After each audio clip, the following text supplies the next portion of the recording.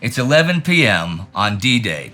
As we enter the last hour of Operation Neptune, Supreme Allied Commander Dwight Eisenhower and his command team at SHAEF can look with some satisfaction at what they have achieved. Today is the strategic fulfillment of the initial step of a plan that the Big Three of the United Nations Alliance slowly laid out over many months in a number of conferences. Already at the Second Washington Conference in June 1942, British Prime Minister Winston Churchill and American President Franklin Roosevelt postponed any thought of a cross-channel invasion in 1942 and make opening a second front in North Africa, Operation Torch, their operational priority. They communicate this to Joseph Stalin in mid-August. The Soviet leader was, or professed to be, extremely upset at first, but had to accept the decisions. Having helped the Germans drive the Allies off the European continent in the first place, he was not in a very good position to complain about their difficulty in returning to it. Well, despite that being a fantastic source about the war, that's way oversimplified. Churchill lists all his arguments for no second front already August 12th, and Stalin is furious for days. Things do not improve until the night of the 16th. Stalin asks for trucks and aluminum. He also insists on the expansion of the British bombing campaign against Germany. But it's been bigger and bigger as the year has gone on. In fact, that month, 38% of Germany's fighters are busy on the Western Front, and 43% in the East, even as the Axis offensive in the East is in full swing. Fast forward to the Casablanca Conference in January 1943. Stalin cannot attend, so only two of the Big Three are there, Churchill and Roosevelt. But Stalin does send a message that just reiterates what he said before, that to him, there is only one major issue: opening a second front in Europe. That's all that counts. Roosevelt and Churchill agree. It's just a question of when and where. Roosevelt wants to land soon in France. Churchill to land in Italy and then link up with the Soviets in the Balkans. They also argue over who they're going to focus on defeating first, Germany or Japan. British Army Chief of Staff Sir Alan Brooke believes, like Churchill, that they can have a final victory in Europe by the end of the year. Repeating arguments he had made in earlier sessions, he also maintained that Japan's offensive power had already been blunted and that Tokyo's defeat was certain once Germany surrendered. But if the Germans were allowed to defeat the Soviet Union, the Third Reich could become impregnable. Therefore, the Allied strategy should be not just to defeat Germany first, but to put the overwhelming weight of Allied resources into the European theater. But that's a big theater. The American thoughts revolve around attacking directly across the Channel. But the Germans have 46 divisions in France, Belgium, and the Netherlands, 11 more in Germany itself, and a rail system that can bring in even more pretty quickly. The Allies would be able to maybe get 25 divisions total in Britain by late September 1943, after which weather would prevent a large-scale channel crossing. And that's not even addressing shipping and landing issues. Sicily, on the other hand, has 800 kilometers of unfortified coastline. Italy also does not have the rail system Germany does and is vulnerable to aerial attacks. Knocking Italy out of the war, the British estimated, would cost Germany 54 divisions and more than 2,000 planes. And reopening the Mediterranean and the Suez Canal would save the Allies the equivalent of 225 ships, Brooke concluded. A huge bonus in a global war where shipping was often more precious than manpower. Well, American Naval Chief Ernest King does not agree with this. Okay, to be fair, he doesn't dismiss the Sicily idea, but he just doesn't think the British have any overall plan for the war. And Tokyo is replenishing its East Indies and Philippine defensive ring from newly conquered raw materials. He believes the Allied war effort to the Pacific should be doubled. Brooke points out they don't have the resources for all-out war against both Japan and the European Axis powers. King shrugs. But there is a basic philosophical difference here. British reluctance for a frontal assault on Hitler's fortress Europe was in fact rooted in the historical experience of an island nation, which traditionally had husbanded its limited resources to hit an enemy at its most vulnerable point. American generals like Marshall had been schooled in continental military strategy. which emphasized quick victory by frontal assaults employing massive armies. Marshall wanted to get the Allied forces ashore in France so as to take the most direct and fastest road to Berlin. Everything else to him was just a drain on resources. The Western Allies issue the Casablanca Directive to the Strategic Bombing Force about future bombing priorities, and Churchill and Roosevelt send a telegram to Stalin that reads, "We believe an increased tempo will lead to greatly increased material and morale damage in Germany and rapidly deplete German fighter strength. We are already containing more than half the German Air Force in Western Europe and the Mediterranean. We have no doubt our intensified and diversified bombing offensive will compel further withdrawals of German air and other forces from the Russian front." The strategic priorities that they agree on there for 1943 are: 1. Focus straight off on the U-boats and the Battle of the Atlantic. 2. Sustain the USSR with supplies. 3. Build up in Britain for an invasion of France in 1944. 4. Step up the bomber offensive against Germany. 5. Get the plans ready for the invasion of Sicily. 6. Without impairing the United Nations plans for fighting Germany in 1943, extend Pacific operations to recapture the Aleutians and attack the Marshalls and Carolines.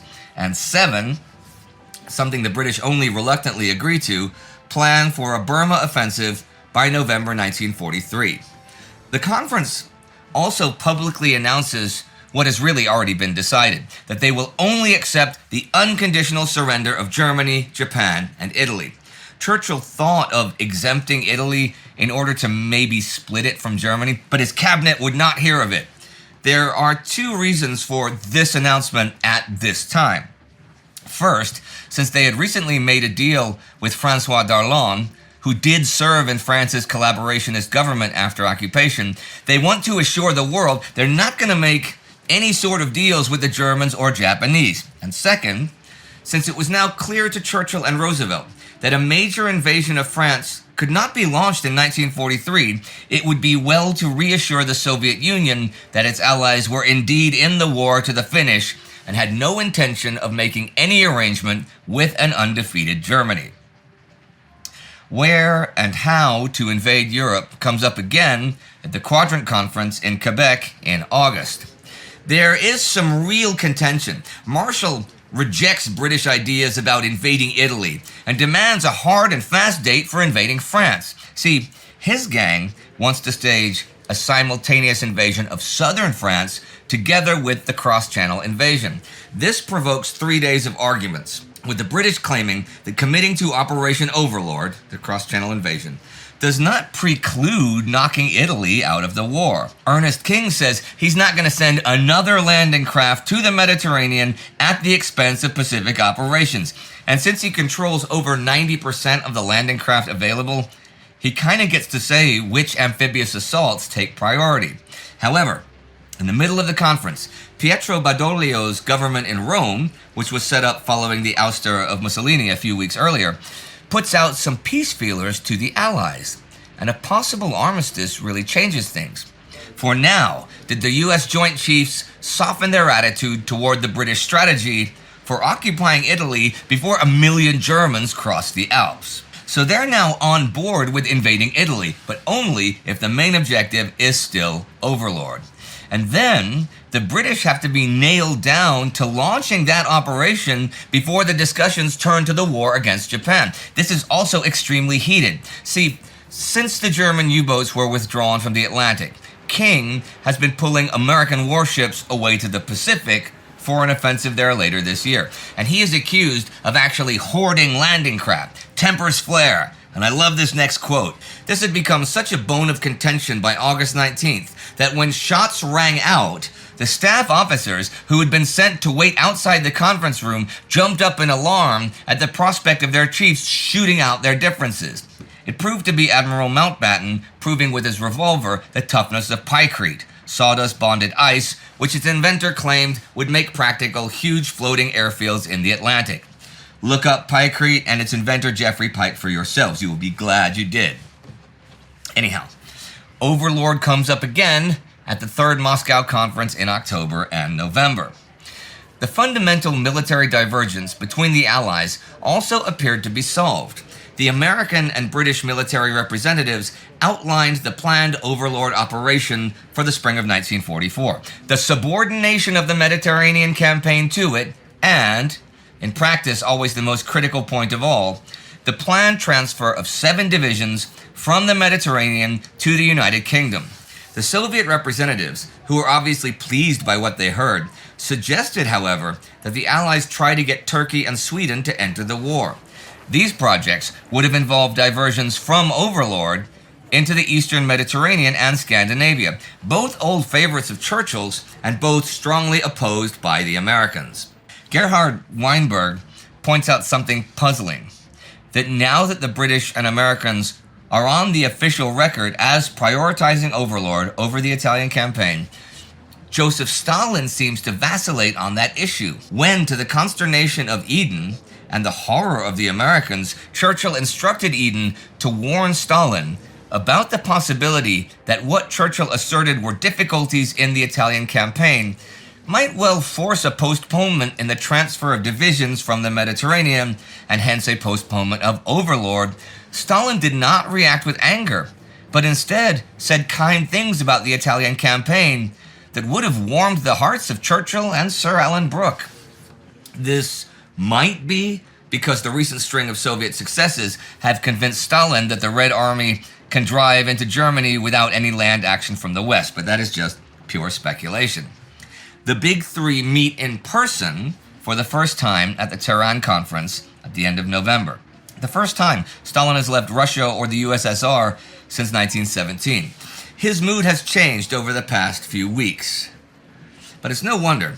Churchill keeps bringing up extended Mediterranean operations and possible delays in Overlord. Stalin insists that everything else be subordinated to the cross-channel offensive, which shall go off in May 1944, and also, either simultaneously or even better just before, an Allied landing on the southern coast of France. There will also be a simultaneous Soviet offensive in the east. Churchill then tells Stalin the conditions on which Overlord depends. First, there must be a satisfactory reduction in the strength of the German fighter forces in northwest Europe before the assault. Second, that German reserves in France and the Low Countries must not, on the day of the assault, be more than about 12 full-strength first-quality mobile divisions. And third, that it must not be possible for the Germans to transfer from other fronts more than 15 first-quality mobile divisions during the first 60 days of the operation. Finally, on November 30th, the conference establishes the agreement for Operation Overlord. They also further discuss Operation Anvil, the plans for the invasion of southern France. This has been just an American idea up to now, but Stalin supports it, so it gets attention. Here's the thing. There's a lot in the background that creates arguments over everything. See, the Americans certainly hope that the invasion succeeds, but if it doesn't, they'll just try again. They can. They have the force and the resources. The British, maybe not. They've been kicked out of Europe 3 times this war. The 4th time, should it happen, really could be the final one.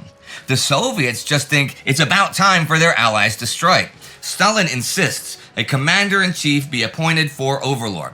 The British have blocked an overall European command, so Roosevelt is going to appoint Dwight Eisenhower commander-in-chief. All the arguing does lead to some changes, though. Overlord will take place in May, but not May 1st as earlier planned, and the landing in southern France will come either at the same time or after, and will be a full 2-division assault landing. Stalin also formally agrees to join the Pacific War once Germany has been defeated. And that was the last of the big conferences dealing with the events of today. It is not until Eisenhower is officially appointed Supreme Commander Allied Expeditionary Forces that Stalin is firmly convinced that his allies will go through with the Normandy invasion. And of course, the invasion date has been pushed back to today for several reasons. But here it is, and this was the process by which it has arrived. The politicking that leads to the planning, that planning then leads to the organizing then leads to the supplying, which leads to the strategy, which leads to the boots on the ground, which they very firmly are. Ken Ford, in his Battle Zone Normandy series, summarizes the day like this. The initial reaction by the Allies to the events of D-Day was one of great satisfaction. There had not been the bloodbath that so many pundits had envisaged, and the British airborne landings had been completely successful, with General Gale's troops having seized all their objectives. The American airborne operations had been more scattered than the British. They had not suffered the 50% casualties that had been predicted in some quarters. American seaborne landings on Utah and Omaha had secured a foothold in Normandy, and while those on Omaha were precarious, they were at least ashore. The British and Canadian landings over the beaches of Gold and Juno had allowed troops to get well inland, and they were in little danger of being repulsed. In addition, the British 3rd Division's operations through Sword Beach had advanced over 6 miles towards Caen. Certainly, the first day of the invasion could be seen as a great success. They can definitely bring in reinforcements over the next few days, way faster than the Germans can, and they have aerial supremacy. But they don't have Caen. With it, they have a cornerstone for their defenses. With it, they can move out into good tank country. With it, they have the road network. But they don't have it. Okay, it may have been pretty unreasonable that 2 brigades with 2 battalions of tanks could reach it and take it and hold it, all in just one day, especially with the 21st Panzer Division in the area. But all surprise is lost, and the enemy now knows that Caen is where the British are heading. So it is Caen the enemy must hold. It was part of the objectives for the day, and despite the success of the day, those objectives have not been met. When we were in Normandy, we discussed this with Paul Woodage. Oh, can I do the clap? When he says so. Please do. Oh my. That was a good clap. Good one, isn't it? It's English. You're the clap guy now. Yeah. Okay. Okay, and Sparks, take her away. So, Paul, we're sitting here at Hillman, a significant place. As you can see, there's a lot of bunker works here. Germans built those. But, you know, we're not far away from Caen. We're not far away from the beaches. And the question arises, why Caen? Why did they have to go to Caen this day? Well, the first thing is, what do we mean by Caen?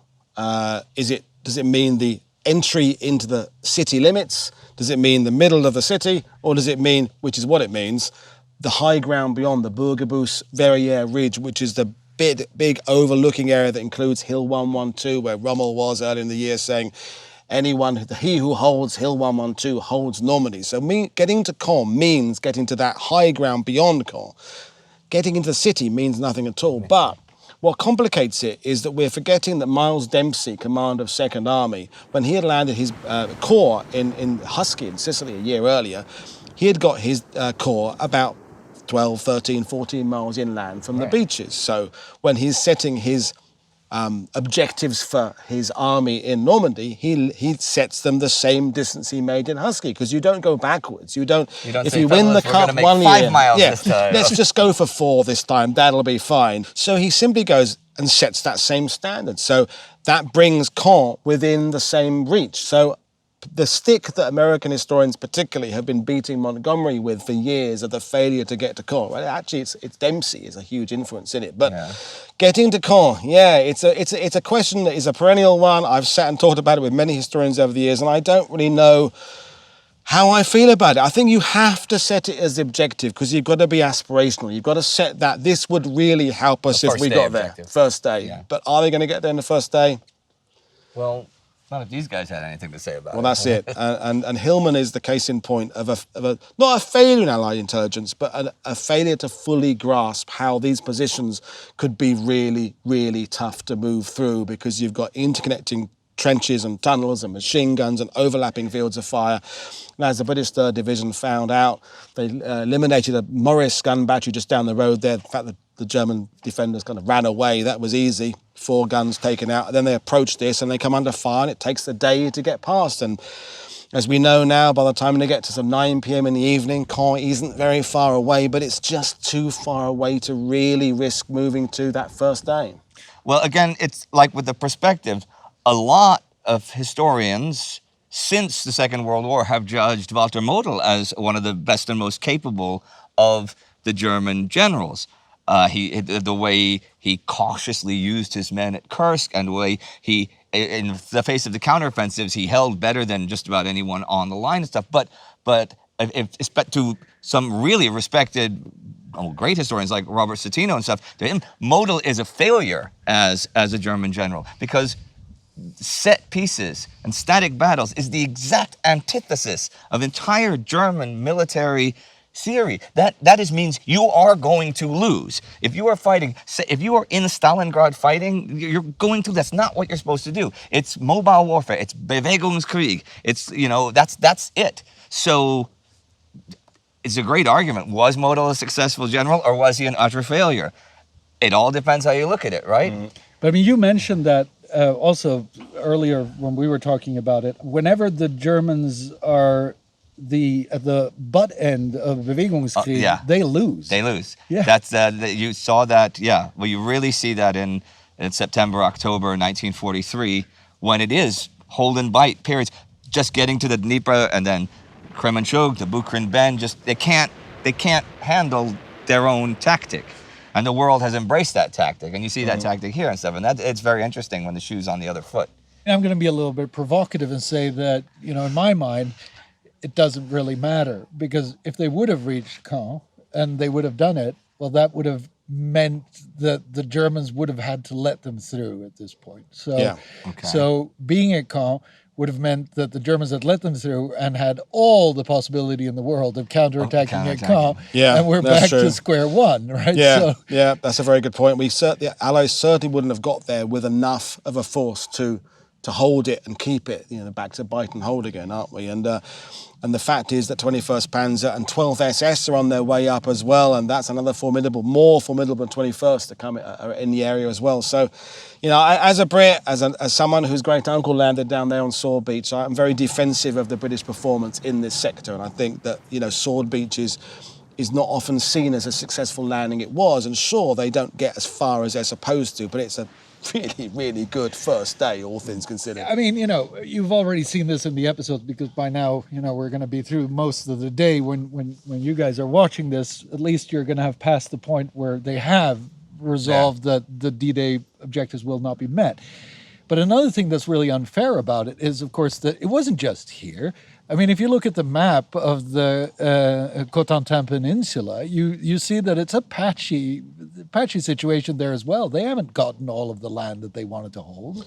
No, I mean, no one has. I mean, you could maybe make the argument that some of the commando units that are doing a more linking job have reached their objectives. 47, 48 Royal Marine Commando possibly, but really we haven't reached everything we're supposed to. But then, as I say, it is aspirational. It's like, let's hope to get to here. We should easily get to there, and maybe at the end of the day we'll get as far as there. The Canadians, having the 3 distinct phase lines, I think gave themselves a better historical record, because they definitely got to 2 and didn't get to 3. Whereas the British set this, we're going to get there, and then because they don't get there, it becomes binary in that it's like failure. And I feel that as a Brit, that Americans particularly, you didn't get to Caen, therefore goes in the failure column, when it's like it's the Market Garden 90% victory argument again, isn't it, really? Hey, we might get there in a few months. Yeah, maybe apparently that's going to be happening later in the future. Ooh, future. Yeah. Indy, you although you don't know the future, I've heard a rumor, somebody predicts that Caen might be a really bloody fight once they do have to go there. Yeah? Yeah. It's whispered on the wind? It's whispered on the wind. Yeah, okay. There's a whisper in the wind. So, I mean, having looked back at this whole day, this was already a bloody fight. Let's assume that they would have gotten to Caen. Do you think that would make a difference in loss of life? Well, poor Krug would have lost his life if they got to Caen. That's for sure. Krug is the guy that was running Hillman here for the Germans. Prince of it. No, he wasn't. So, no, but seriously, if they had made it there today, you mean? Yeah. But as he said, would they still have said just taking the city, would they have said we've taken our objectives, even though realistically you haven't taken your objectives? Would history remember them like that, breaking the timeline entirely? Yeah. The history would say you did reach your objectives, but as you say, militarily, you have not achieved your objectives, although you killed Krug. Yeah. Yeah, and I'm saying that, and that's what I'm proposing with my somewhat rhetorical question. I'm saying it would have been the same number of casualties, just in a different timeline. Yeah. They're just Okay, gonna occur at different that's time. okay. To me, and for what I do for the channel, that is alternative history, and I'm not allowed to really go there because then I'd have to do that every single week. You know, I see what you feel free to go there. I can do that. Yeah, I mean, the Battle of Caen it's all about definitions and boundaries again. What is the Battle of Caen? It effectively goes up to the beginning of August, because even when you get to Operations Totalize and Tractable, it's still about pushing out from Caen. And I think the key thing for me to always get across is that yes, this idea that British and Canadians were slow has been established in historiography from back to what I call the dark days of the Carlo d'Este, Max Hastings era, is that all the time the British are, I'm going to use the word failing for the benefit of this conversation, failing to move out from Caen. What the Germans are doing, and the 1st SS Panzerkorps and everybody else, is they're blunting their attack against us. They are attriting themselves against the Allies for those 3 months. So when the Falaise Gap, which apparently is an event in the future, which you don't know about yet, you'll look that up in Falaise. Isn't that where William the Conqueror's from? Anyway. There's a gap? There's a gap. It's a pocket, really. Anyway, when that happens, the Germans have just had 2 armies effectively crushed here in Normandy because they've been butting themselves up against us. So I think the British and Canadian performance in Normandy is finally now being addressed and appreciated for what it did, which is blunting that German advance. And let's be honest, by July, for every German tank there is in the American sector, and when I say tank, half of them are Stugs and Marders, there's 7 in the British and Canadian sector. The British and Canadians are holding off, taking us back to Breville Ridge, taking us back to the 6th Airborne there. They're holding and bearing the brunt of that German counterattack for 3 months, and that should never be forgotten. Well, going back to the point that you made, Indy, this is alternate history. I'd go a step further. I would say it doesn't really matter, because with the foregone conclusions and spoilers, the campaign is a success at the end of the day. And whether or not we got 12 miles further or shorter on the first day, it's a little bit like discussing how many angels can dance on a pinhead, right? But discussions like that can be very useful, particularly when talking, like, okay, we've studied a great deal of history. When talking to someone, they say that attack was a failure or this tank is the best. And like, well, it depends what perspective you're looking at it from. What's the best tank of the war? Well, I don't know. I mean, you're fond of the Churchills? I'm very fond of Churchills. But if you were going through a jungle track in Guadalcanal, Stuarts. See, well, they're not the best tank of the war. Depends what you actually need to use the tank for. And as we were talking about bite and hold tactics, sure, you can lose 10,000 men, but you win the day because you hold the objective and you do the diversion and stuff. Or you can lose 20 men and kill 10,000 enemy, but you actually lose the day because you don't have the effect. It's all entirely perspective, and it is worth discussing, I think. Yeah, and I mean, if you look at it from that point, and summing this up as you've seen throughout the day, what's been going on here, and we look at your idea of putting this goals post pretty far out, so that you're really, it's an ambition that you're looking towards. The real goal that I could set up for Eisenhower had set up for the whole campaign was establish a beachhead. Yeah. Hold the line long enough that we can come in where the rest of reinforcements needed to take Europe. And in that perspective, this was a screaming success. Yeah, and I would simplify it more than that, and I would say the 2 words, it's don't fail. June the 6th is about that. Yeah. It's about don't fail. How big the beachhead is, it's like, it's a bigger beachhead would have benefited us maybe, but don't fail. That's the thing. And at the end of June the 6th, if we're coming towards the end of this marathon 24 hours, it's that they didn't fail. Everything was achieved that was supposed to be, and there just wasn't the icing on the cake at the end of some of their final objectives, but don't fail. And I mean, another thing that you will have seen in the episode so far is the whole idea of this as being an idea, it's not just aspirational in the goals that are set, but it's about sending a very clear message to the world. We will defeat Nazi Germany. And that is where you cannot fail comes into it. Yeah. Because whatever here you can't fail. Here you cannot fail.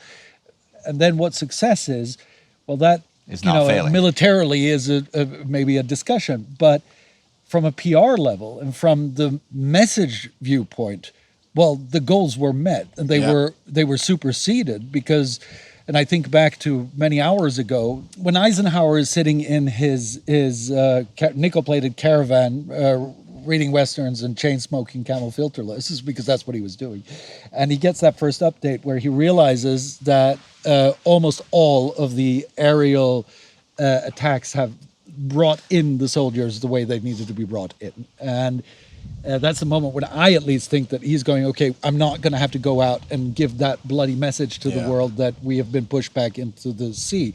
Because that, at the end of the day, is what failure would have been. It would have been that he would have to get up at that podium and he would have to tell the world that, no, we have not started the defeat of Nazism. And no, we are not on the way to take back Western Europe. And the whole world was waiting for this. Been listening all day. Yes, all day. And I mean, for years, Stalin had been champing at the bit. I mean, you've seen how that didn't go so well in many ways. But and every single person in the world wanted to see how Nazism was defeated, because that meant an end to the war. And we're in the 6th year soon of this war, and the whole world has been suffering, and they want an end, and they wanted to hear that message. And that's where I would say, without a doubt, this was a huge success, because it is what the world needed to hear on that day. The Allied commanders know that trying to take a fortified and well-defended port city with frontal attacks is a sure recipe for a lot of dead bodies. So they're bringing their own harbors with them, 2 of them, Mulberry harbors, portable, temporary harbors developed by the British War Office and Admiralty that are to be brought in if and when the amphibious landings can secure a beachhead, one to the Americans at Saint-Laurent-sur-Mer and one to the British at Arromanches. These are huge, with great masses of concrete, steel, roadways. They are actual harbors, and their construction has taken up a decent-sized chunk of British war production the past few months. They are untested, though. So British Commander Bernard Montgomery has been thinking like this. He could not win the reinforcement race unless he could secure the major port of Cherbourg early in the operation. The Mulberry harbors were untried devices which it would be unwise to depend upon for any length of time. Cherbourg, however, was so heavily defended that it was unlikely to succumb quickly to Allied attack unless it could be isolated and German attention distracted from its fate by a threat to something much more important to their strategy, such as the city of Paris. Paris was too far inland to serve as an objective, but the city of Caen would do almost as well. Caen was the main center of communications in Normandy. It lay on the edge of a stretch of good tank country, which led directly to Paris.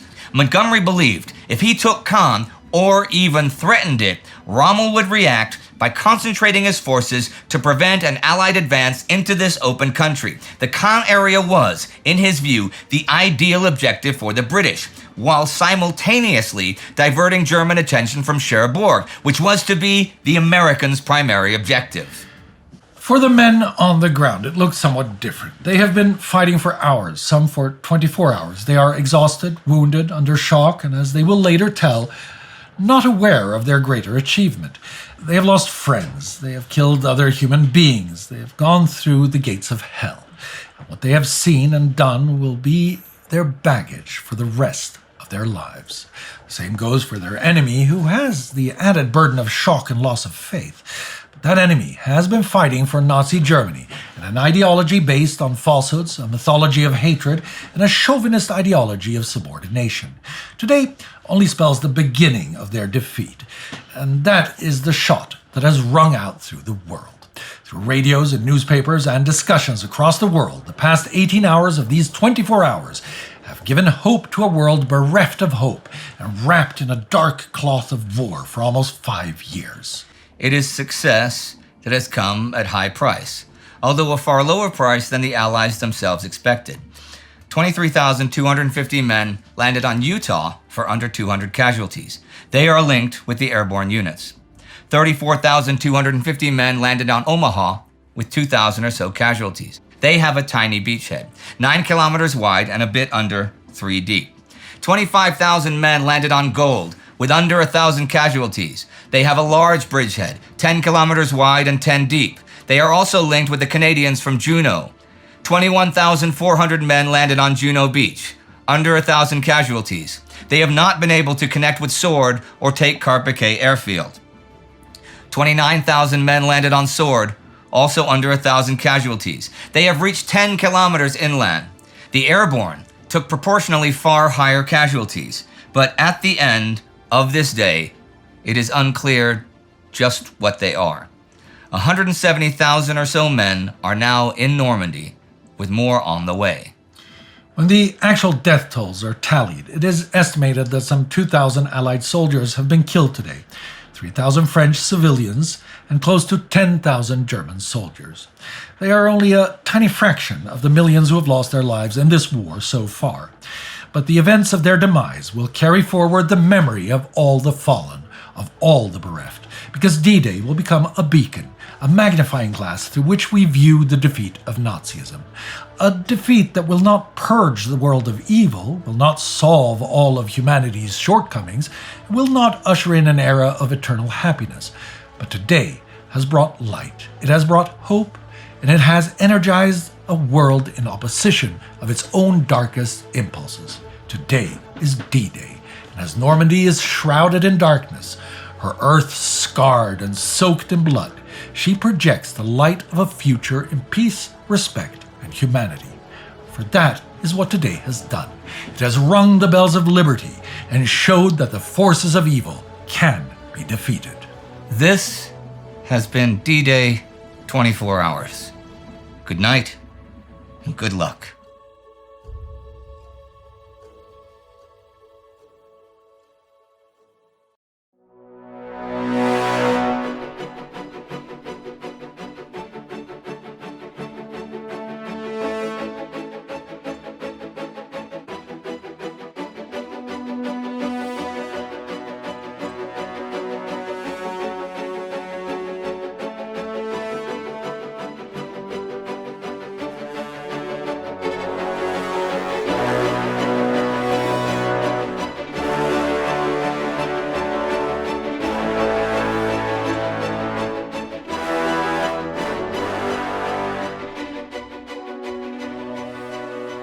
So Paul, I noticed that just off in the bushes here, there are some unusual structures. What's the story with that? Well, everything we've seen already has been really very much kind of a support defense of this position. The real threat here, the real major part of the German position, were a couple of larger caliber guns. One was a 50mm or 5cm. And the Germans incorporated these particular bunkers into an existing French quarry that was here. So there already were earthworks in place. The Germans just really expanded on it, dug it out and made it more extensive. So what we're seeing here is we're seeing the support network for what would have been in front of us, all overgrown now, a 50mm essentially anti-tank gun. Yeah. And that gun will be able to fire 3 or 4 miles, and we can't quite see from this angle, but we've got a brilliant view westwards down the beach. So this gun could fire halfway down what became Omaha Beach. Well, I'll tell you something. Coming here in particular really gives you an appreciation for how steep the terrain is. Oh. Case in point, what became of these bunkers? Well, I mean, once this position got overrun, the Americans moved inland and essentially they got forgotten about for years. And there's a local museum here that is trying its best to kind of gradually open up these pathways. So where you are now you'd have been going through a trench system there into that bunker set up there that would have ammunition inside it, and the gun itself is maybe 20 feet to your front left, or would have been 20 feet to your front left. Now I see that it's all collapsed and it goes down steep here. It looks like there would have been a staircase. How far would this have gone? How deep would this have Well, that one is actually because been? that particular entrance is to the existing quarries. So that would have gone down maybe 50, 60, 70 feet in there. Then the Germans then built on that inside the existing structure for their own fortifications. The whole point is to try and keep these sites camouflaged from the air. So if you've got an existing structure and you incorporate your defences in that, you're making less of a presence for the Allies to take photos of from above. I'll tell you this, considering how mysterious this place looks in particular, leads me to wonder how much more there may have been within that quarry that perhaps wasn't documented. We definitely, when I say we, I mean the historical community, have not fully finished uncovering this particular site here at Wiedestone Z60. Whether it ever will be done, I don't know. But some of the positions have been finished off. Everything that was ever there has been dug out. Here, there is more, or potentially more, archaeological work to be done if someone wants to go ahead and do it. It's interesting because Normandy is so famous. It's really a pinnacle of the United States and the Allies' entrance to the Second World War. And so I didn't expect that, in spite of all the movies, you would have places like this that are totally abandoned, more or less untouched.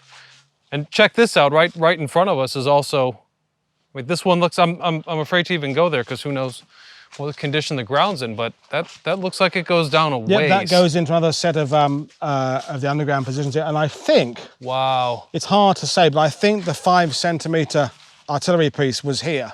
Okay. So this is the pit, so that the bunker we were just at the entrance for is support for this, and they put the gun here, and then it would have a great view down the beach there. Obviously all blocked and overgrown now, but this is the kind of place they would have a gun.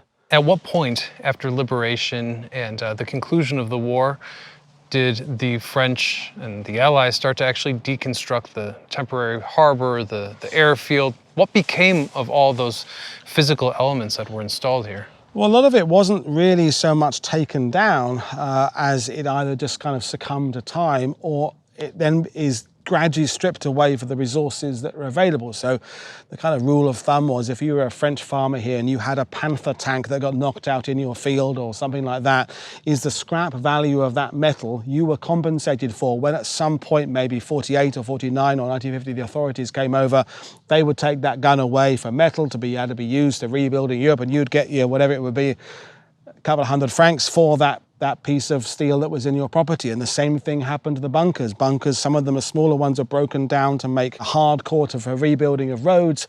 A lot of the small pebbles of Omaha Beach were taken away within a few days to build a connecting road around Bayeux, the town of Bayeux, 10 miles inland, to connect up all the hospitals. So it's a progressive, gradual system to kind of use what had been left here to bring life back again. But some of it's still there. I mean, there was still out there. If we were able to wipe away all the waves suddenly with a magic wand, there was something like 300 shipwrecks still off the coast of Normandy from Cherbourg to Le Havre. So if we could sweep back that sea, we would see the remains of LCTs, and up on Utah Beach there were 2 or 3 destroyers that were sunk there. So there is still a lot of stuff from the war that still is there. We just can't physically see it. So this notion of D-Day as a horrific event in American history, I think there is substance to that because families lost thousands of their children. But there is another side to this story that's perhaps less romanticized, and that's really what I'm looking to discover with you today. When we're talking about the invasion on June the 6th, we are talking about 156,000 Allied soldiers jumping out of aircraft, jumping out of landing craft over 50 miles of coast to get that foothold in Europe. And at the end of June the 6th, the casualty rate, about 10,000 men killed, wounded and missing in action, with the actual fatalities being around the 2,000 mark.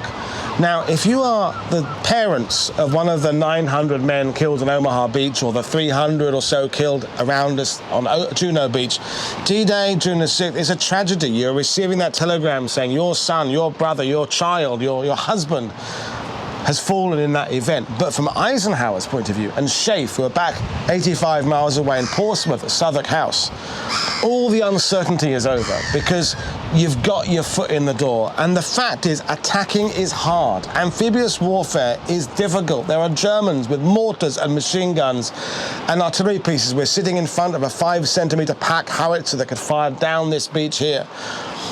So Lee Mallory, who was an air marshal, part of the Schaeff staff, he's very gloomy about this. He's predicting that maybe 70% of all airborne soldiers will be killed in the jump.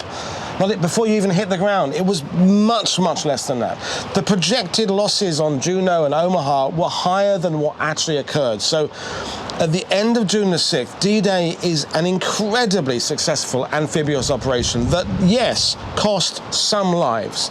And the question we need to ask ourselves 78 years on is, was that loss rate acceptable for the gains we got. And the gain was a foothold into Europe to move on, get to Berlin, essentially kill Hitler and end this Nazi tyranny. And the answer to that is a resounding yes. Now, Paul has a very unique perspective, not only because he studied these events throughout his entire life, but because you guide hundreds, maybe even thousands of people through these events locally.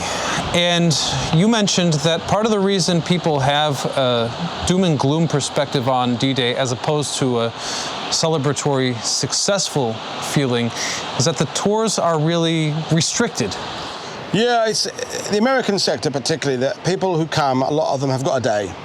And they come on a bus or a train from Paris, or they come by other means. And within the day, they want to see the airborne landings, they want to see Utah Beach, they get to Omaha Beach, and there's concentration is, and we are living in the post-Saving Private Ryan world of that being many people's visual representation. And that's the first wave, or the second wave, in terms of the Rangers there. That moment when the Germans have not yet been eliminated. They've still got ammunition for their machine guns. The artillery is still firing.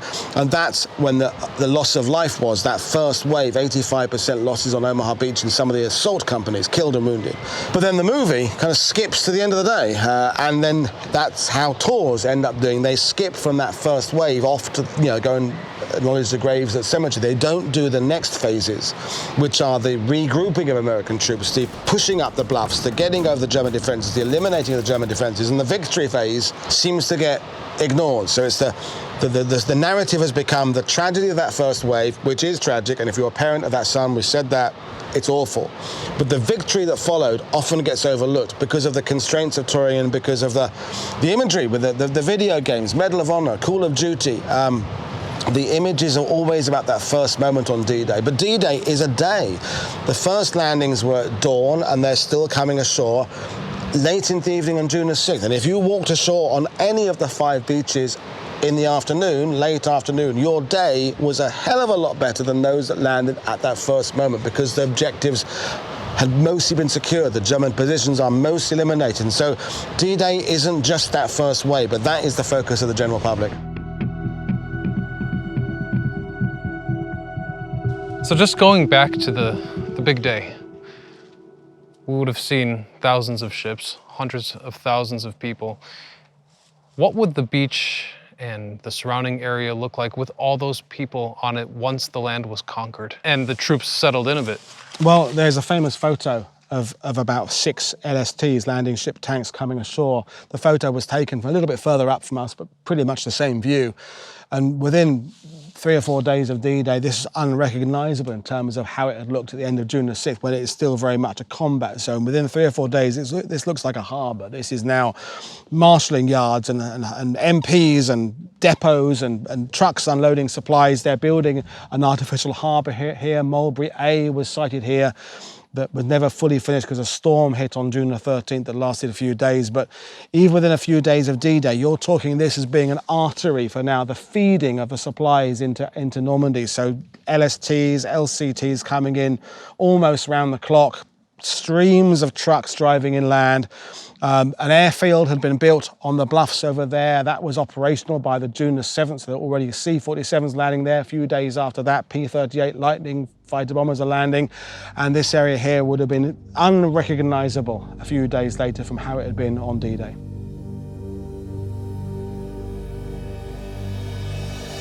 As I understand it, people take this sentiment so extremely to heart that occasionally they're even offended that Omaha Beach is used for recreation. Yeah. Now, as it was before D-Day. Well, absolutely. Where we're sitting now on what has now become called Juno Beach, but before the World War II was just Langoon-sur-Mer, Luc-sur-Mer, where we are, Saint-Aubin-sur-Mer. This was an area that exploded with tourism with the arrival of trains and electricity and bed and breakfasts and hotels and casinos. Omaha Beach, as we call it now, Omaha Beach, is now adopted its allied code name, was La Plage d'Or, the Golden Beach, for generations. So it wasn't that Omaha Beach or Juno Beach has become a tourist beach. It always was a tourist beach that then had a terrible chapter involving the June the 6th period, and then has resorted to be a tourist location again. And I always say to my groups, if they are offended, as some are, by why are those people swimming on that beach there? Why are they lying on their towels, having fun on that beach? And he goes, because why shouldn't they? That's what D-Day was for. The victory over the Nazi tyranny was for the right for me to marry who I want to marry, live where I want to marry, do as I wish. And if you live here in Normandy, why the hell should you not be able to use these beaches for what they are not intended for? They were not, they are a geographical feature, but they're beautiful. If you live here, and so what are we supposed to say to the French here? No, you must never go on that beach again. You can't walk your dog there in the morning. You can't go and have a barbecue in there in the evening. You cannot, play with your kite when it's a windy day, because you must show respect for the Allies who lost their lives. And the French person might say, so how long does this go on for? And we go, forever now. That's it. That's a debt. You owe that debt. I'm totally against that kind of idea. When I've been on these beaches with veterans, which has happened to me many times, the veterans are taking photos of families playing. They don't want to see the bunkers. They let their families see the bunkers. They might see the monuments. They want to go to the cemetery to see what their friends are buried. But they are usually joyful to see people using the beaches, because they can now have a new memory to take back to the USA or Canada with them. Their memory of D-Day was maybe their best friend dying beside them, or coming up the beach later on and seeing grave registration units piling up bodies. And now they're here. There's a family having a picnic. They're passing the mustard around and having saucisse frites on the beach there, or they're playing with a kite and a dog is playing with a frisbee and a little kid is building a sandcastle, burying his dad in the sand. And that's what these beaches should be used for. And so I love when in the summer you have people like myself and my partner's a tour guide. There we are doing our stuff, talking about June the 6th and aerial air supremacy and bombardments. And there's a kind of a local family quizzically looking at the weird guy speaking English while they're eating their ice cream. And I long may those two worlds exist together. In fact, we were just sitting with a lovely French lady who told us that her parents' sentiment towards these bunkers was extremely negative, that the French wanted these ugly German Nazi bunkers off the beach, but it would have simply been too expensive. So the difference in perception from a local European point of view to an American point of view, it's like two completely different sides of the coin. And it is a very strange irony that something like a bunker that was used to fight the incoming Allied troops could be held sacramental in a sense. Yeah, I mean, they're not memorials. The memorials are the plaques and the statues to Allied units and generals and figures with the names of those who fell. These just happen to be here, and they are incorporated into the tourism remembrance field, but they're not memorials. The bunkers are not memorials. If there's a graffiti on a bunker, that's not a memorial. I've never encountered, for example, graffiti on a monument to an Allied unit in Normandy in my 20 years of living here.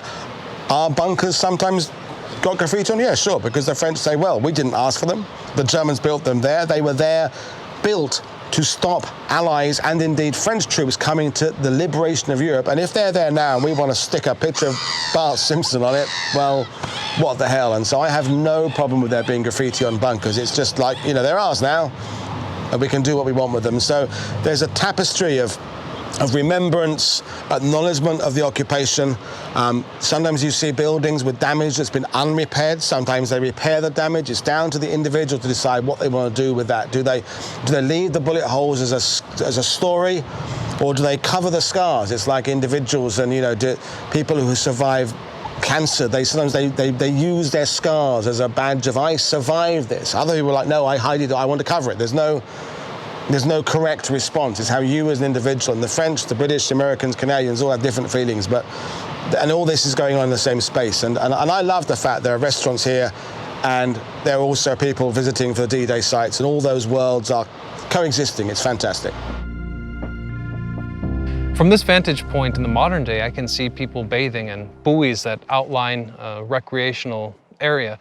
And I'm curious, for the French, is this a place of solitude and remembrance for those who perished, or a place of celebration for a successful liberation of the coastline? So you get the situation here where a French family would come here and they would maybe spend a couple of hours lying on the beach and reading newspapers and playing, with their football on the sand, and then they would go to the cemetery and perhaps visit a grave they adopt. And to me, and someone who is resident here, those two worlds live together very harmoniously. You can respect and acknowledge the loss of life and also enjoy the beach for what it is.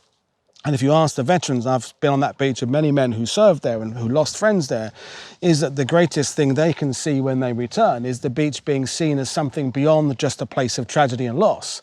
Of course you can stand there and acknowledge the fact that here's where some of my friends were killed, here's a monument to this particular tank battalion that lost its tanks here, whatever that is. But to not be allowed to go there and enjoy that beach would seem to be not what World War II was about. So the French, like the Belgians and the Dutch, would appreciate the fact they can enjoy that beach, they can swim on in the sea there, they can go and play football on that beach, because it is, as you can see from here, a gorgeous bit of sand. So why not? So to me, I defend the right for the French to have a multiple set of reactions to that beach. It is a place for remembrance, it's a place for enjoyment, it's a place for all of those and many other things as well. I'll tell you what I take away standing here with the beautiful sound of the rolling waves and the breeze and stunning view. The war, it is really the ultimate perversion of the beauty of the earth and mankind, because that is no place for a bloodbath.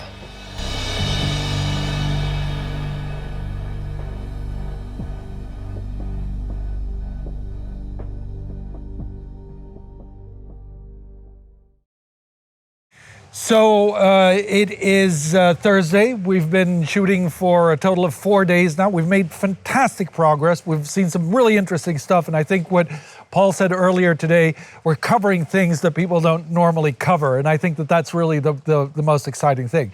Right now, we're standing in front of a house that might look insignificant to the casual observer, but it is not.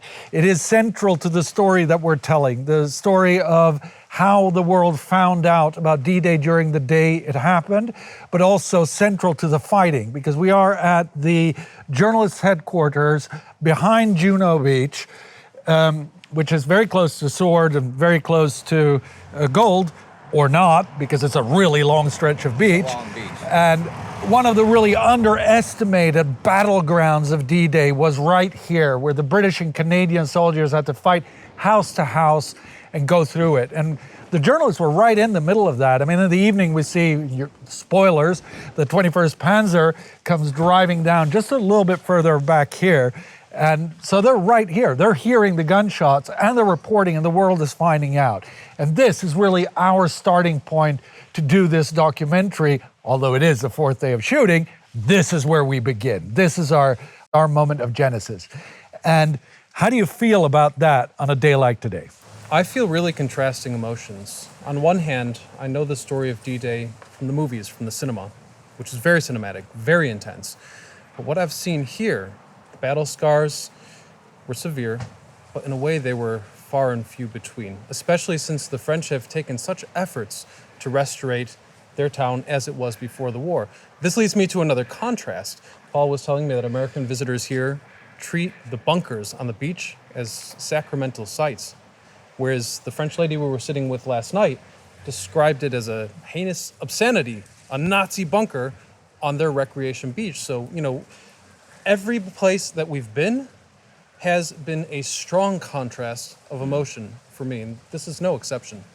Well, I've said it before, and I'll say it again, that all of these places and people that I've talked about and that we've talked about over the hours, particularly the journalists Ernie Pyle and Hemingway, and coming ashore with the troops and being in the action and stuff, you read about it and you think about it and you see pictures, but until you're actually here on the ground, you don't really understand it. And we are so close to the beach. We're so close to where things came off. And you'd think, okay, finally I can have a break, but you can't have a break. I mean, sure, it's a central location, but again, the 21st Panzers are knocking at the door. There's still action. There's still people coming in. There's still, we'll talk about it many, many times, there's traffic jams coming to and from the beaches, and you don't see that. You don't get that. You don't really see what it's, particularly now, what the journalists were going through until you're actually standing here. So that's what I see. And I mean, you do this every day of the year, every working day of the year. It seems like it. Yeah. And I mean, what is it like to live in the middle of it? It's just, I mean, if you like World War II, in the sense of you like studying World War II, it's a mecca, isn't it? Normandy is such an iconic place that we think of, even though there are other battles that had maybe more significance. The Battle of the Bulge was maybe was larger. Italy, perhaps, more diverse in terms of nationalities. But Normandy is the one that drives people's interest. And when I come here on my tours and see this house, I like to think about the layering of information, because the first reports that came out of here were basically an Allied force has begun landing in France and it's going, we think, okay. I mean, that's about the information they're giving at the beginning. And what we're doing 78 years later is we're layering up the levels of information we understand about the significance of 21st Panzers and what they're doing and the geography and the terrain and the gaps. So we can now look at the war diaries and the after-action reports and say, okay, so if this element here had gone slightly differently, this reaction over here would have been different, and we're now having a much more complete picture than we had there. You know, in the years I've been doing it, the information we have from those websites where you can work, it'll tell you the time of the sun was out at what height, so you can work out the shadows and angles, so you can work out that aerial photo must have been taken at 11:50 in the morning because the shadow off that wall is coming 6 foot across the road, and we now know that was D Troop of that unit there, so that guy in that tank probably was Private Smith. And that's what I love, the development of our information. And that first message I said from here was just, we landed, we don't know where we are. And you look at the newspaper reports, there's kind of an arrow vaguely pointed at France. And that's what the people in New York and Sydney and London woke up with. Oh, we've landed. Where? Well, France. And now we can have the precise movements of a troop went down this road. We know now that the Régiment de la Chaudière, a French-speaking Canadian regiment, went down this road on D-Day. We know what time they went down this road on D-Day. And that's amazing to me. Well, another thing that's also changed my perception, thanks to guys like Paul, is the notion of victory. Whereas D-Day had been presented to me throughout my life in media as a tragic event. Tragic it was, but it led us to freedom.